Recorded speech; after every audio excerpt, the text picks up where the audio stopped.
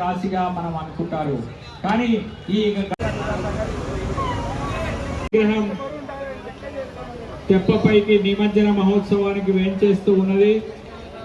భక్తి ప్రపత్తులతో ఆ స్వామిని అర్చించినటువంటి వాళ్ళందరికీ ఆయన ఆశీర్వదిస్తూ చక్కగా అభయాస్తాన్ని చూపుతూ మనమందరి వైపులా ఒకసారి కలిగిరిగి చూస్తూ ఆయన చూసినటువంటి వారందరికీ కూడా కష్టాలన్నీ తొలగించే విధంగా ఆశీర్వదిస్తూ మనందరినీ కూడా సుభిక్షంగా ఉండమని తెలియచేస్తూ ఈ సంవత్సరం అంతా మీకు సుఖ సంతోషాలు ఆరోగ్య ఐశ్వర్యాలు ఉండుగా కానీ ఆశీర్వదించి తన తల్లి ఒడిలోకి ప్రవేశిస్తూ ఉన్నాడు.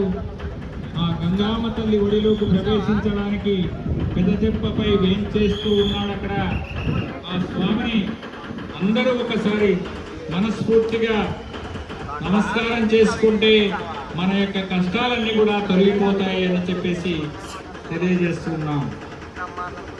మరియు గణపతికి కానీ శివునికి కానీ మనకు శివునికి అభిషేకం చేస్తే చాలా సంతోషం. అభిషేక ప్రియో శివ చెప్తాం. అదేవిధంగానే విష్ణుమూర్తికి అలంకార ప్రియో విష్ణు అని చెప్తాం.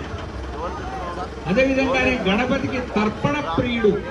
ఆయనకు బెల్లం నీళ్లు అంటే గుడ ఉదకం నీళ్లలో కొంచెం బెల్లపుడక వేసేసి ఆ బెల్లం నీళ్లు తర్పణం ఇచ్చినట్టయితే దాదాపుగా అక్కడ ఒక 250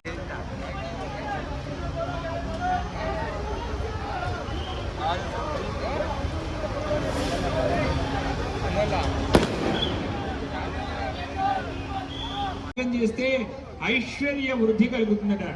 అదేవిధంగానే పంచదారతో అభిషేకం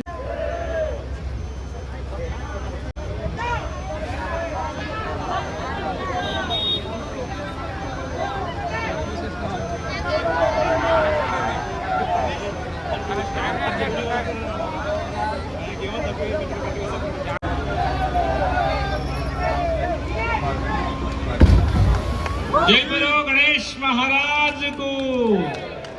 అతి భారీ విగ్రహం చక్కగా మనందరినీ ఆశీర్వదిస్తూ అనుగ్రహిస్తూ మన యొక్క తల్లి ఒడిలోకి వేసి చక్కగా ఎంత చక్కగా ఆశీర్వదిస్తూ మనలందరినీ కూడా దీవిస్తూ అలా వచ్చే సంవత్సరం నేను వస్తాను, అంతవరకు మీరు బాగా సుఖంగా సంతోషంగా చల్లగా ఉండండి అని ఆశీర్వదిస్తూ మహానుభావుడు మన యొక్క తల్లి ఒడిలోకి